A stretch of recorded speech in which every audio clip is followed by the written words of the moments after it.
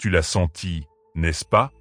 Cette bascule, subtile, presque invisible, entre le 21 et le 25 décembre. Le moment où, même sans croire, même sans tradition, quelque chose en toi respire plus profondément. Ce n'est pas seulement les guirlandes, ni les cadeaux, ni même les chants. C'est l'archétype ancien qui se réveille. La lumière revient.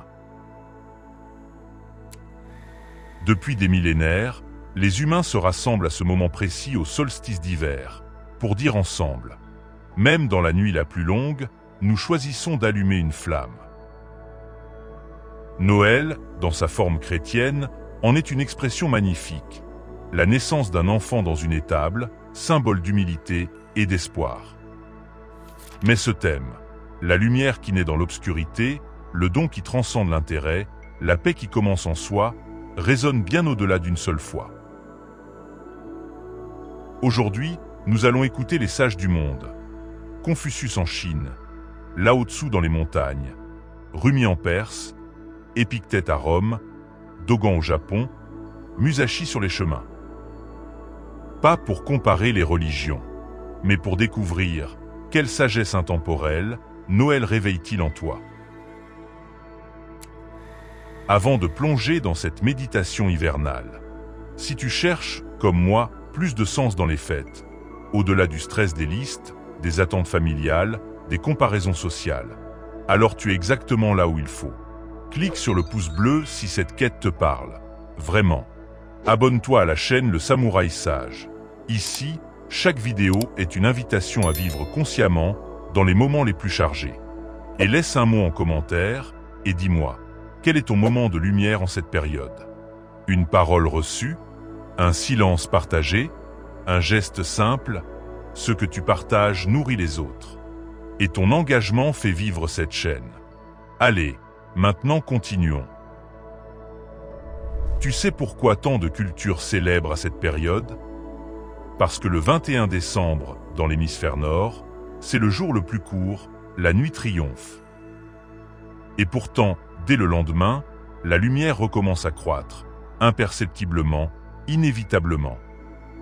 Les anciens le savaient, la Renaissance ne commence pas au sommet, elle naît dans le creux.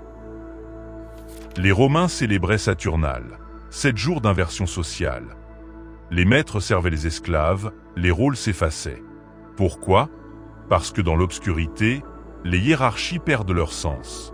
Ce qui reste, c'est l'humain. Les Germains allumaient le Yule log, une énorme bûche qu'on faisait brûler 3 jours sans interruption.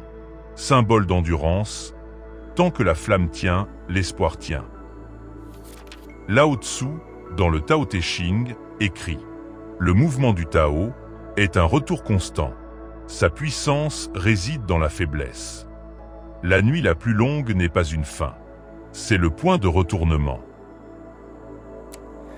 En période de fin d'année, beaucoup traversent un hiver intérieur. Solitude accrue, épuisement émotionnel, perte de sens. Et pourtant, chaque année, en décembre, des initiatives silencieuses fleurissent. Un voisin qui apporte une soupe à un aîné isolé. Un collègue qui écoute vraiment, sans solutionner. Toi, qui choisis de ne pas t'excuser d'avoir besoin de repos. Ce n'est pas de la gentillesse. C'est de la résistance spirituelle. Tu refuses que l'obscurité dicte ton état intérieur. Tu allumes même une toute petite flamme. Maintenant, regardons la crèche. Des mages viennent offrir de l'or, de l'encens, de la myrrhe à un enfant dans une étable. Pas à un roi dans un palais. Le vrai don ne va pas à ceux qui ont. Il va à ceux qui sont. Confucius disait, « Le noble donne sans attendre de retour.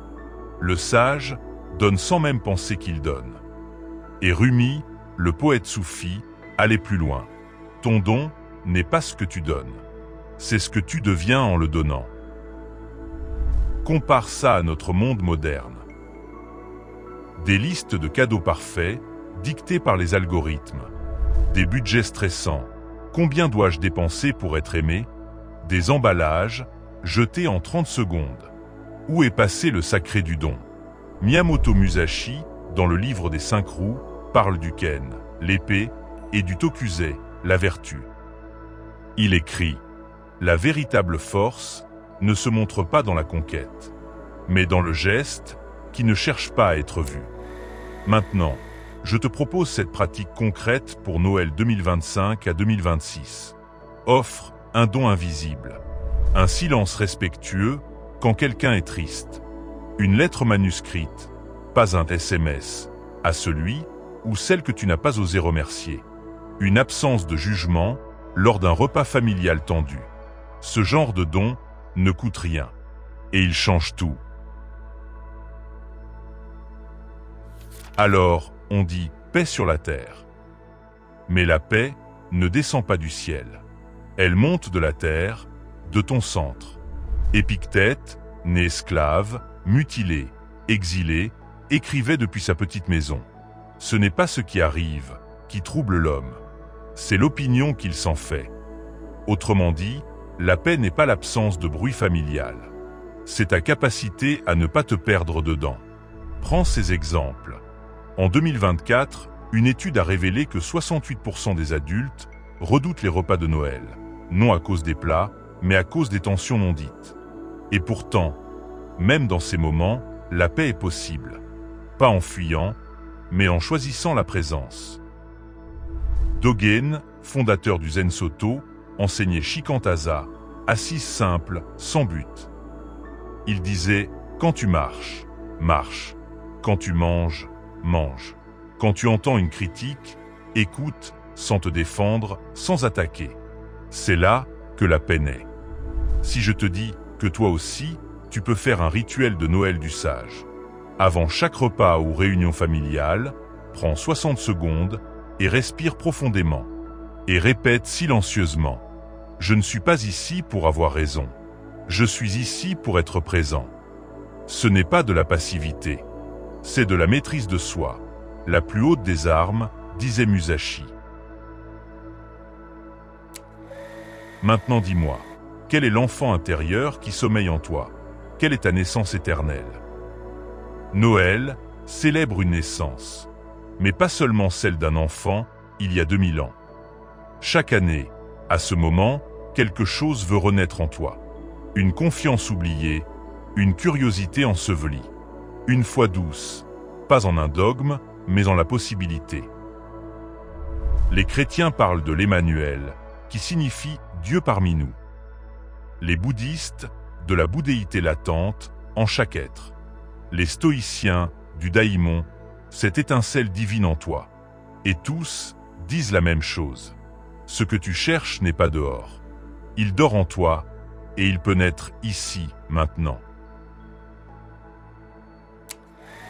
En 2025, une psychologue française a lancé un atelier « Écrire une lettre à son enfant intérieur à Noël ». Pas pour guérir un trauma, mais pour réactiver la joie simple d'une boule de neige, l'émerveillement devant une lumière, la foi qu'un gâteau peut tout réparer. Musashi, vieux guerrier, ayant tout vu, écrivait en fin de vie. À 70 ans, je commence enfin à comprendre. À 80, peut-être toucherai-je l'essence. Ce n'est jamais trop tard pour naître. Alors maintenant, je t'invite pour cette fin d'année à écrire dans un carnet ou en commentaire. Qu'est-ce qui veut naître en moi en 2026?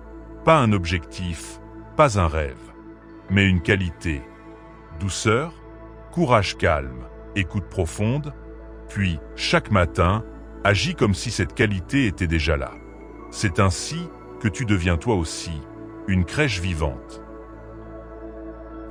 En conclusion, Noël n'est pas seulement la naissance de l'enfant Jésus, ni une simple date sur un calendrier. C'est un appel intérieur. Reviens à ta lumière. Offre sans compter. Tiens-toi en paix. Laisse naître ce qui veut vivre en toi. Peu importe si tu crois ou non. Peu importe si tu célèbres ou non. Ce qui compte, c'est ce que tu choisis dans l'obscurité. Et comme le disait Rumi, dans une nuit d'hiver à Konya, tu n'es pas une goutte dans l'océan. Tu es l'océan entier dans une goutte. En cette nuit, ne cherche pas la lumière ailleurs. Deviens-la. Noël, c'est ça. Devenir la lumière. Sans bruit, sans gloire, sans attente. Juste une présence aimante, dans un monde qui en a tant besoin. Si cette vidéo t'a touché, clique sur le pouce bleu, un geste simple qui soutient cette chaîne.